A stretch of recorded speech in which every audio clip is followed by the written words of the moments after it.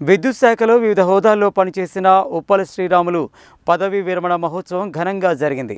బంధుమిత్రులు, ఉద్యోగంలో తనతో కలిసి పనిచేసిన సహచరులు పెద్ద సంఖ్యలో విచ్చేసి ఆయనకు శుభాకాంక్షలు తెలియజేశారు.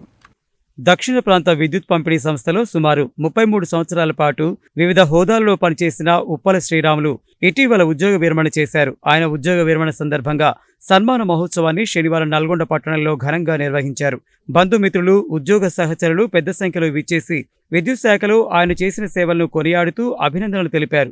ఆయన జీవితం కుటుంబ సభ్యులతో కలిసి సంతోషంగా గడపాలని ఆకాంక్షించారు. ఈ సందర్భంగా ఉప్పల శ్రీరాములను ఘనంగా సన్మానించారు. వేద పండితులు ఆశీర్వచనం అందజేశారు. ఈ కార్యక్రమంలో శ్రీరాములు కుటుంబ సభ్యులు ఉప్పల సంతోష్, శ్రావ్య, ఉప్పల సృజన, అశోక్ కుమార్ తదితరులు పాల్గొన్నారు. అక్కడ వారి ఇంట్లో ప్రతిరోజు హోమాన్ని, ధ్యానాన్ని చేస్తూ ఉంటారు. తన యొక్క యోగక్షేమాలు స్వయంగా వీరే చూసుకుంటూ ఉంటారు. సమాజ సేవలో ముందుంటారని చెప్పుకోవచ్చు. ఉదాహరణకి కరోనా సిచ్యువేషన్ లో మనం ఎన్నో ప్రాబ్లమ్స్ ఫేస్ చేశాం.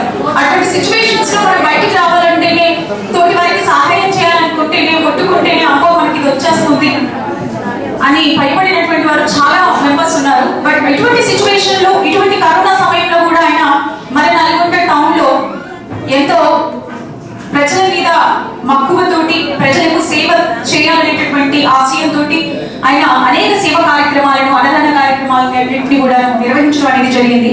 తను ఇప్పుడు దేశ ధర్మం కోసం తను నిరంతరం పనిచేస్తూ ఉంటున్నారు.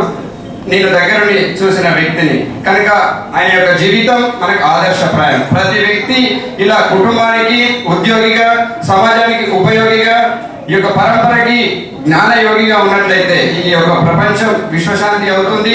ఇలా ప్రతి కుటుంబం ఈ విధంగా ముందుకెళ్ళినట్లయితే ఈ విశ్వమంతా కూడా సుఖం, శాంతి, ఆనంద స్థితితో ఉంటుంది. ఇలా ఉద్యోగిగా ఉంటూనే జ్ఞానయోగిగా, ధ్యానయోగిగా ఉండడం అంటే చాలా చాలా సంతోషకరం, చాలా సుఖం, చాలా శాశ్వతమైన సంతోషం, శాశ్వతమైన సుఖం, శాశ్వతమైన ఆనంద స్థితిని ఎలా పొందొచ్చో మన శ్రీరాములు మహోదయ గారిని మనం పరిశీలించినట్లయితే, దగ్గరగా ఉన్నట్లయితే మనం తెలుసుకోవచ్చును. నేను తన దగ్గరగా ఉండి తెలుసుకున్న విషయాలని మీ ముందర తెలియజేయడానికి ప్రయత్నం చేశాను. నిజంగా ఒక వ్యక్తి ఉన్నతుడు కావాలి అంటే, ఉన్న స్థితి నుంచి ఉన్నత స్థితికి పోవాలంటే తన కోసం జీవించిన వ్యక్తి ఏనాడు ఉన్నతుడు కాదండి. అన్నయ్య లోపల నేను గమనించింది ఏమిటంటే వారు నిత్యం ఏం చేయాలి, సమాజానికి ఏదో ఒకటి ఇవ్వాలి, జ్ఞానం ఇవ్వాలి, అదేవిధంగా యజ్ఞ యాగాలు చేయాలి, అదేవిధంగా పేదలకు సహాయం చేయాలి, తర్వాత మనోధైర్యం లేని వాళ్ళకు మనోధైర్యం తేవాలనేటువంటి ఒక సంకల్పం ఉంటుంది. నిజంగా ముఖ్యంగా వారు ధన్యజీవి.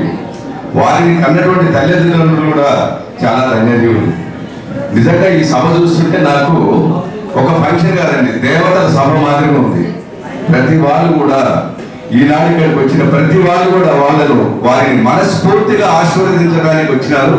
కాబట్టి ఒక్కసారి కరతాళ చెప్పవలసిందిగా కోరుతున్నాను.